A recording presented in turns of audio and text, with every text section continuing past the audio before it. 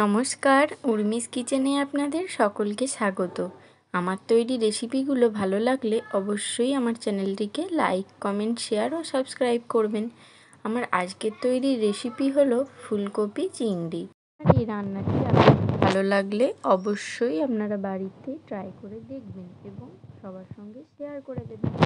আমি দেখুন প্রথমেই একটা পাত্রে ফুলকপিগুলো ছোট ছোট করে কেটে নিয়েছি। সেদ্ধ করার জন্য নিয়ে নিলাম পরিমাণ মতো জল, অল্প নিয়েছি হলুদ এবং অল্প নিয়েছি নুন। এবার আমি গ্যাসে ওভেন জ্বেলে চাপিয়ে দেব পাত্রটা। এবার ফুটে উঠলেই আমি এটাকে ছেঁকে নেব। দেখুন ফুলকপি কিন্তু আমার ফুটে উঠেছে। এবার আমি ছেঁকে নিলাম এবং আবারও আমি জল দিয়ে ভালো করে ফুলকপিগুলোকে ধুয়ে নেব। এবার ফুলকপিগুলোকে ভাজার জন্য আমি কড়াই নিয়ে নিয়েছি পরিমাণ মতো তেল এসে গেছে, তার উপর আমি ফুলকপিগুলো দিয়ে দিয়েছি।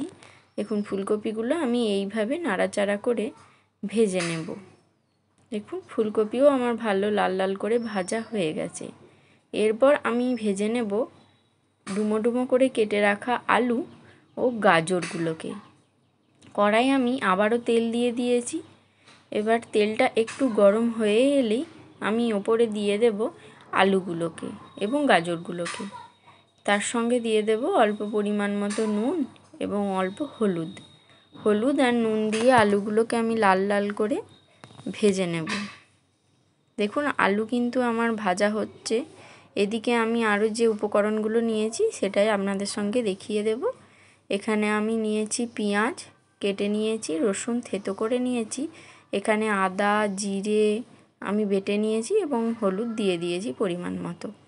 দেখুন আলু আমার এদিকে ভাজা হয়ে গেছে। এবার আমি একটা বাটির মধ্যে তুলে রেখে দেব। আবার আমি কড়াই নিয়ে নিয়েছি তেল এবং দিয়ে দিলাম প্রথমেই অল্প চিনি, তারপর দিয়ে দিলাম কেটে রাখা পেঁয়াজগুলো নাড়াচাড়া করে লাল লাল করে ভেজে নেব। এদিকে দেখুন আমি পেঁয়াজ ভাজতে আসি, তারপরে আমি পেঁয়াজটা যেই ভাজা হয়ে গেছে অমনি দুদিকে সরিয়ে মাঝে তেলটাকে বের করে নিয়েছি এবং তেলের ওপর দিয়ে দিলাম থেতো করে রাখা রসুন। আপনারা চিকেন রান্না করলেও এইভাবে রসুন দিয়ে দেখবেন মাংসের স্বাদ যেন দ্বিগুণ হয়ে যায়। দেখুন রসুনের সঙ্গে পেঁয়াজ আমি ভালোভাবে মিশিয়ে ভেজে নিচ্ছি। তারপর বাটির মধ্যে আমি যে মশলাটা করে রেখেছিলাম সেটা দিয়ে দেব। তার মধ্যে আছে আদা বাটা, জিরে বাটা, ধনে বাটা, পরিমাণ মতো হলুদ ও পরিমাণ মতো নুন। দেখুন আমি ঢেলে দিয়েছি। এবার মশলাটা কিন্তু আমি ভালোভাবে কষিয়ে নেব। যেই তেল ছেড়ে দেবে তখন বুঝতে হবে যে মশলাটা কিন্তু আমার ভালোভাবে কষানো হয়ে গেছে। এখনও আমি মশলাটা নাড়ছি। দেখুন এবার আমার মশলাটা থেকে কিন্তু তেল ছেড়ে দিয়েছে।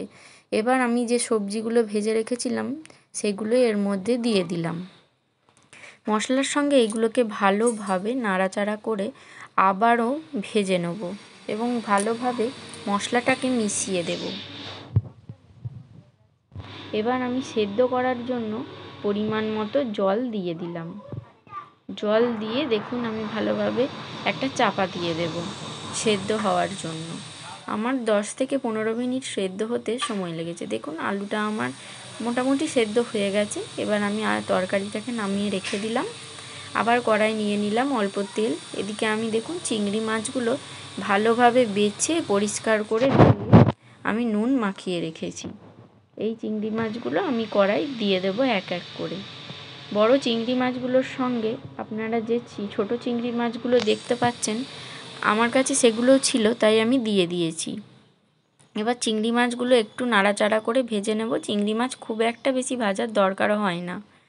দেখুন এদিকে আমার একটু ভাজা হয়ে গেছে।